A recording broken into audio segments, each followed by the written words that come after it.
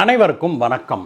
Iran தொடர்ந்து தன்னுடைய அண்டை நாடுகளை அடிச்சுக்கிட்டே வருது நண்பர்களே. இதற்கிடையே ஈரானை தனியா நின்று தன்னால கண்ட்ரோல் பண்ண முடியல அப்படின்னு சொல்லி ஒப்புக்கொள்ளும் விதமாக அமெரிக்க அதிபர் ட்ரம்ப் நேட்டோ நாடுகள் கிட்ட உதவியை கேட்டிருக்கிறாரு. ஆனால் நேட்டோ நாடுகளோ நோ அப்படின்னு சொல்லி மறுத்துட்டாங்க. இதுதான் இன்றைக்கு உலகம் முழுவதும் பயங்கர பரபரப்பாக போய்கிட்டு இருக்குது. ஒரு பக்கம் அமெரிக்காவால் ஈரானை சமாளிக்க முடியாமல் திணறிக்கிட்டு இருக்குது. இன்னொரு பக்கம் அமெரிக்காவுக்கு உதவுவதற்கு வெள்ளைக்கார நாடுகளே நேட்டோ நாடுகளே வர மறுத்துட்டாங்க அப்படிங்கிறத இன்றைக்கு ஹைலைட்டாக பார்க்கலாம். இது போக ஈரான் துபாய் ஏர்போர்ட்லேயே நேரடியை தாக்குதலை நடத்தி இருக்குது நண்பர்களே. இது பலருக்கும் கவலை அளிக்கும் விஷயமாக வந்திருக்குது. துபாயில் ஏர்போர்ட்டை மட்டும் இல்லை, பல ரெசிடென்ஷியல் ஏரியாஸில் கூட பொதுமக்கள் குடியிருக்கும் பகுதிகளில் கூட ஈரான் ஈவு இரக்கமின்றி தாக்குதலை நடத்தி இருக்குது. இதற்கு அடுத்ததாக நம்ம பார்க்கிறது, ஈரான் மீது 2200 கிலோ எடையுள்ள பங்கர் பஸ்டர் பாம்புகளை நேற்றைய தினம் அமெரிக்கா வீசி இருக்குது. எங்க வீசுச்சு, எதனால வீசுச்சு, இதையெல்லாம் இன்றைய செய்திகளில் பார்க்கலாம் நண்பர்களே. நீங்க எங்களுக்கு தொடர்ந்து ஆதரவு கொடுத்து வர்றதுக்கு மிக்க நன்றி நண்பர்களே. உங்களுடைய ஆதரவை தொடர்ந்து கொடுப்பதற்கு கீழே இருக்கிற சப்ஸ்கிரைப் பட்டனை தட்டிட்டு நம் வீடியோ பார்க்கலாம் வாங்க.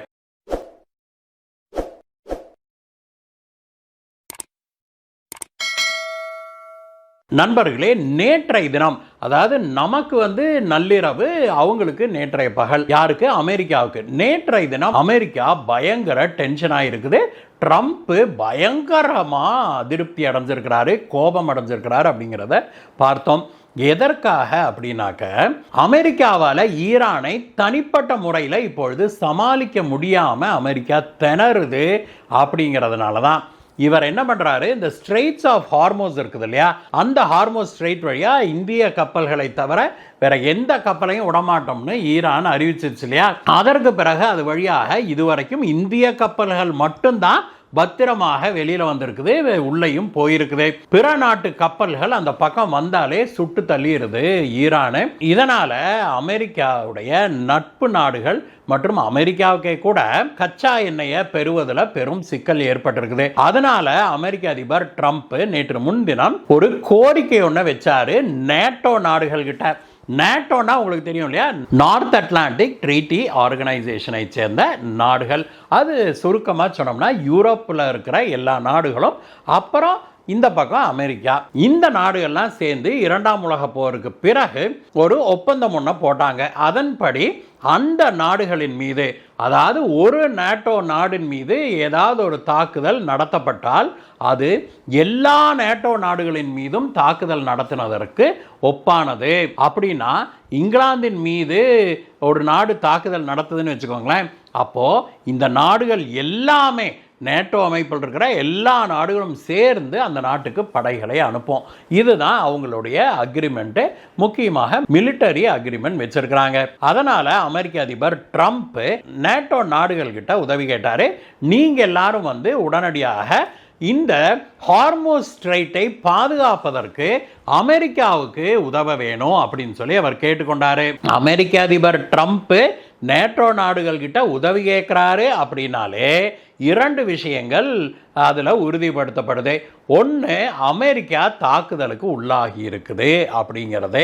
அது நம்ம கண் முன்னாடி பார்த்துக்கிட்டு இருக்கிறோம். ஈரான் வச்சு செய்யுது அமெரிக்காவை அப்படிங்கிறத பார்க்குறோம். இரண்டாவது விஷயமாக என்ன உறுதிப்படுது அப்படின்னாக்க, ஈரானை அமெரிக்காவால் சமாளிக்க முடியலை, தனியாக நின்று சமாளிக்க முடியலை அப்படிங்கிறது இப்பொழுது உறுதியாயிருச்சு. அதனால தான் நேட்டோ நாடுகளுடைய உதவியை கேட்டது அமெரிக்கா. ஆனால் நேட்டோ நாடுகள்லாம் எவ்வளவு செல்ஃபிஷ் அப்படிங்கிறது நமக்கு தெரியும், இது வரைக்கும் அமெரிக்காவுக்கு தெரியல. ஏன்னா உதவின்னு கேட்டால் தானே கூட இருக்கிறவன் நல்லவனா கெட்டவனாங்கிறது நமக்கு தெரியும், நமக்கு உதவி செய்வானாங்கிறது தெரியும். அந்த நிலையில தான் இன்னைக்கு அமெரிக்கா இருக்குது. தன்னால் ஈரானை சமாளிக்க முடியல அப்படின்னு சொல்லி நேட்டோ நாடுகள்கிட்ட போய் உதவி கேட்டா, நேட்டோ நாடுகள்லாம் இப்படி திருப்பி நிற்குது, 2-3 காதில் உழுகாத மாதிரியே உட்கார்ந்து இருக்குது. மீதி நாடுகள் எல்லாம் நாங்கள் படையனுப்ப முடியாது, இது எங்களுடைய போர் அல்ல, நல்லா கேட்டுக்கோங்க, இது எங்களுடைய போர் அல்ல அப்படின்னு சொல்லியிருக்குது. எதெல்லாம்? இத்தாலி, இங்கிலாந்து உள்ளிட்ட நாடுகள் எல்லாம் இப்படி சொல்லிருச்சு. நேட்டோ நாடுகள் தவிர ஆஸ்திரேலியா, ஜப்பான் கிட்ட எல்லாம் இவர் உதவி கேட்டாரு. அந்த நாடுகள்லாம் முதலே நோ சொல்லிருச்சு. அது வேற கதை. இப்போ நேட்டோ நாடுகளும் தெளிவா இந்த போரை நாங்க தொடங்கல, இது எங்களுடைய போர் அல்ல அப்படின்னு சொல்லியிருக்கிறாங்க. ஆனா நேட்டோ ஒப்பந்தம் என்ன சொல்லுது? நேட்டோ நாடுல எந்த ஒரு நாட்டின் மீதும் ஒரு தாக்குதல் நடத்தப்பட்டா அது எல்லா நேட்டோ நாடுகளின் மீதும் நடத்தப்பட்ட தாக்குதலாகவே கருதப்படும். அதானே? அப்போ இத்தனை ஆண்டுகளாக அமெரிக்கா யூரோப்புக்கு உதவி செய்து கொண்டே இருந்தது. யூரோப்பில் பலவிதமான பிரச்சனைகள் வந்த போதெல்லாம் இராணுவ உதவியே கொடுத்தது அமெரிக்கா. அமெரிக்காவும் ஒரு நேட்டோ நாடு. இப்பொழுது அமெரிக்காவுக்கு உதவி வேணும்னா இவனுங்கெல்லாம் காலவாரிட்டானுங்க. இந்த விஷயத்தில் பயங்கர கடுப்பாக இருக்கிறாரு அமெரிக்க அதிபர் ட்ரம்ப். நேற்றைய தினம் பத்திரிகையாளர்களை சந்தித்த ட்ரம்ப் தெளிவாகவே சொல்லியிருக்கிறாரு, நேட்டோ நாடுகள் உதவி செய்ய மறுத்துருச்சு. இதை நான் மறக்கவே மாட்டேன். அமெரிக்கா இதை மறக்கக்கூடாது. நாம் ட்ரில்லியனாக கொடுத்து செலவு பண்ணி இவனுங்களை காப்பாற்றணும். ஆனால் நமக்கு உதவின்னு வரும்போது இவங்க எல்லாம் காலவாரிட்டாங்க அமெரிக்காவை அப்படிங்கிறத நாம் மறக்கக்கூடாது அப்படின்னு சொன்னார். மனுஷன் சொன்னதோட நிறுத்துவாரா? அந்த கடுப்பில் எங்கேயோ போற ஓனான தூக்கி உள்ள விட்டுக்கிட்ட கதையாக கம்மன் இருந்த ஈரானை சுரண்டி பார்த்த ட்ரம்ப்புக்கு பயங்கரமா அடி விழுது ஈரான் கிட்ட இருந்து. அதனால பயங்கர எரிச்சல் இருந்த ட்ரம்ப் நேற்று என்ன பண்ணியிருக்கிறாரு, ஈரானின் மீது கடுமையான தாக்குதலை நடத்துங்க அப்படின்னு சொல்லி தன்னுடைய கடற்படைக்கு உத்தரவிட்டு இருக்கிறாரு. அதுலயும் ஸ்பெசிபிக்கா அவர் என்ன சொல்லி இருக்கிறாரு, இந்த ஹார்மோஸ் ஸ்ட்ரெய்ட்டை பாதுகாப்பான வழித்தடமாக நாம மாத்தணும். இதுக்கு நேட்டோ நாடுகள் எல்லாம் உதவி செய்ய மறுத்துட்டாங்க. அதனால நாமளே இதை செய்வோம் அப்படின்னு சொல்லி அதுக்கு என்ன செய்யணுமோ நீங்க செய்யுங்கன்னு சொல்லி அவருடைய இராணுவத்துக்கு உத்தரவிட்டிருக்கிறாரு. அவங்க என்ன பண்ணியிருக்கிறாங்க, இன்றைக்கு காலையில் அதிகாலையில் பங்கர் பஸ்டர் பாம்ஸ் இருக்குது இல்லையா, 5000 பவுண்ட்ஸ் கொண்ட பங்கர் பஸ்டர் பாம்ஸ் அப்படின்னு சொல்றாங்க. அதாவது 2200 கிலோ எடை கொண்ட பாம்கள் அவை. அது கிட்டத்தட்ட 200 அடி ஆழம் வரைக்கும் அது தவிடு பொடி ஆக்கிடும் அப்படின்னு சொல்றாங்க.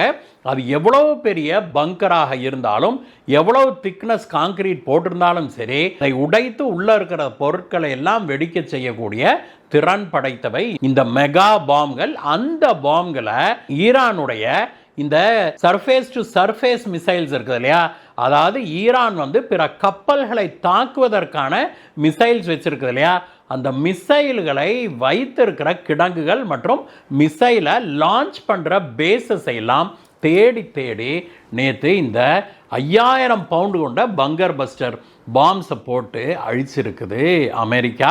இருந்தாலும் அமெரிக்காவுக்கு ஆத்திரம் தீரல. நேற்றைய தினம் மேலும் பல தாக்குதல்கள் நடத்தினாங்க. அதில் ஈரானுடைய பாதுகாப்பு படையுடைய தலைவரை கொண்டிருக்கிறாங்க அப்படிங்கிற செய்தியையும் வெளியிட்டிருக்கிறாங்க. கமேனிக்கு பிறகு அவருடைய தலைமையில் தான் ஈரான் எல்லா விதமான தாக்குதல்களையும் திட்டமிட்டு செய்தது அப்படின்னு சொல்றாங்க. அலி லாரிஜானி அப்படிங்கிறது அவருடைய பெயரு. ஈரானுடைய செக்யூரிட்டி ஹெட்டாக இருந்தவர். அவரைவே நேற்று பாம்பு போட்டு கொண்டிருக்கிறாங்க அமெரிக்கா. அவர் மட்டுமில்லாம மேலும் சில முக்கிய தலைவர்கள் நேற்று இறந்ததாக சொல்லப்படுது. நண்பர்களே, இத்தனை நடந்தும் கூட ஈரான் அடங்கி போவதாக இல்லை. இது நடந்த பிறகு அமெரிக்காவுக்கு எச்சரிக்கை விடுத்திருக்குது. என்னன்னா, ட்ரம்பை நாங்கள் சும்மா விடமாட்டோம், அலி லாரிஜானியை கொன்னதற்கு பழிவாங்கும் விதமாக அமெரிக்க இஸ்ரேல் டார்கெட்டுகளை 100 டார்கெட்டுகளை நாங்கள் நேற்றைய தினம் தாக்கணும் அப்படின்னு சொல்லி ஈரான் சொல்லியிருக்குது. ஈரான் இதோட நிறுத்தல நண்பர்களே. ஈரான் எவ்வளவு கேவலமாக கீழே இறங்கி இருக்குது அப்படின்னாக்க, அக்கம் பக்கத்தில் இருக்கிற அண்டை நாடுகள் எல்லாவற்றின் மீதும், அதுலேயும் குறிப்பாக எந்தெந்த நாடெல்லாம் செழிப்பா இருக்கோ அந்த நாடுகளின் மீது கடுமையான தாக்குதலை தொடர்ந்து நடத்தி வருது ஈரான். குறிப்பாக யுனைடெட் அரப் எமிரேட்ஸ் மேல, ஓமானு, கத்தார்னு ஒரு நாட்டை விட்டு வைக்காம எல்லா நாட்டு மேலையும் அடிக்குது. மிக முக்கியமாக நேற்றைய தினம் நடத்தின தாக்குதல்ல துபாயின் மீது பல தாக்குதல்களை நடத்தி இருக்குது. அதில் துபாய் ஏர்போர்ட்டில் ட்ரோன் தாக்குதல் நேற்று ஈரான் நடத்தியிருக்குது நண்பர்களே. இது போக மேலும் பல தாக்குதல்களை நடத்துச்சு. அதில் பலவற்றையும் அங்கே இருந்த ஏர் டிஃபென்ஸ் சிஸ்டம் வந்து வானத்திலேயே தடுத்து நிறுத்தி அழிச்சிருக்குது. ஆனாலும் அந்த வெடிச்சு அந்த பொருட்கள் சிதறும் இல்லையா, அது வந்து எரிஞ்சுக்கிட்டே போய் நிறைய ரெசிடென்ஷியல் வீடுகள் மேலெல்லாம் விழுந்ததுல பலரும் காயமுட்டதாக சொல்லப்படுது செய்திகள்ல. இப்படி செழிப்பா இருக்கிற நாடுகளின் மீது பயங்கர வைத்தறிச்சல் கொண்டிருக்கிற ஈரான் அது முஸ்லிம் நாடுகள் அப்படின்னு கூட பார்க்காம தன்னுடைய அண்டை நாடுகள் எல்லாம் இப்படி வச்சு தாக்குவது முஸ்லிம்களுக்கு இடையேயே இப்பொழுது பெரிய ஃப்ரிக்ஷனை உண்டாக்கி இருக்குது அப்படிங்கிறது உண்மைதான். இதெல்லாம் தெரியாம உலகத்தில் என்ன நடக்குது, உலகத்தில் பல இடங்கள்லையும் குறிப்பாக முஸ்லிம் நாடுகளில் பயங்கரமாக இப்படி போரும் சண்டையுமாக நடந்துக்கிறதெல்லாம் எதை பற்றியும் தெரியாமல் இந்தியா அமைதியாக இருக்குது அப்படிங்கிற ஒரே காரணத்தினால நிம்மதியாக இந்த நாடு பாரதம் இன்றைக்கு நிம்மதியாக வாழுது. அப்படிங்கிறதுனால கஷ்டம்னா என்னன்னே தெரியாம நம்ம ஊர்லயும் சிலர்லாம் வந்து அங்க ஈரான்ல இருக்கிற முஸ்லிம்களுக்கு சொம்பு தூக்கிட்டு தெரியுறாங்க பாத்தீங்களா. அதை பார்க்கும்போது அழுவுறதா சிரிக்கிறதானே எனக்கு தெரியல. கமேனி கொல்லப்பட்டதற்கு அப்புறம் ஈரானில் போர் தொடங்கினதற்கு எதிர்ப்பு தெரிவித்து இந்தியாவில் போராட்டம் நடத்துனாங்கல்ல, அந்த போராட்டங்களுடைய வீடியோக்களை பார்த்து ஈரான் பெண்கள் மற்றும் அரபு நாடுகளை சேர்ந்த பல இஸ்லாமிய பெண்கள் என்ன சொல்றாங்க அப்படின்னா, ஈரானில் நாங்கள் படுற கஷ்டம் உங்களுக்கு தெரியுமா, முஸ்லிம் நாடுகளில் பெண்களுடைய நிலை என்னன்னு உங்களுக்கு தெரியுமா, ஒன்று பண்ணுங்க, நீங்கள்லாம் இந்தியாவில் இவ்வளோ சுதந்திரமாக இருக்கிறதுனால தானே உங்களுக்கு இதோட அருமையெல்லாம் தெரியல.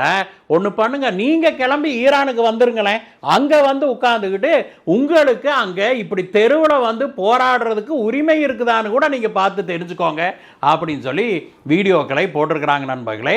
இந்தியாவில் நாமெல்லாம் அனைத்து உரிமைகளையும் பெற்று இவ்வளவு சுதந்திரமாக வாழுகிறோம் அப்படின்னா அதற்கு இன்றைய பாரதத்தை கட்டி காப்பாற்றி வருகிற நம்முடைய பிரதமர் திரு நரேந்திர மோடி அவர்களை நாம் கையெடுத்து வணங்கியே ஆக வேண்டிய நண்பர்களே.